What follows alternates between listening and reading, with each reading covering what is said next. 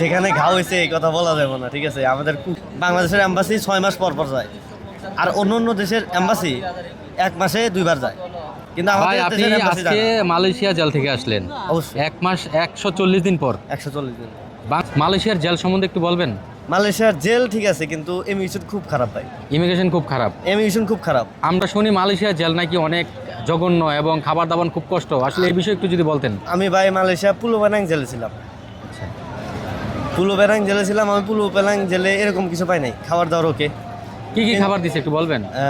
খাবারে মুরগির গোস্ত, মাছ আছে। সকাল থেকে সন্ধ্যা পর্যন্ত কি দিছে আপনাদের? সকালবেলা রুটি আছে। রুটির চা সাথে আছে, কি? চা। রুটির সাথে চা। চা। আর দুপুরবেলা? দুপুরবেলা ভাত, মাছ বা মুরগি। মুরগি। খাবার কি স্বাস্থ্যসম্মত? খাবার খাওয়া ধরা যায় যায় না ভাই, স্বাস্থ্য সম্পর্ক ধরা যায় না, ওরা খিদায় মানে খায়। বাধ্য হয়ে খেতে হয়। বাধ্য হয়ে খেতে হয়। এখন মূলত আপনি যে 140 দিন পর জেল থেকে আসলেন, আপনার শারীরিক অবস্থা কেমন? এ ভাই আমাদের যেখানে ঘাও হয়েছে এই কথা বলা যাবে না, ঠিক আছে। আমাদের কুচি যে কোন হাতটাই ঘাও হয়েছে, এই যে কিছুদিন আগে এই জায়গায় ঘাও ছিল।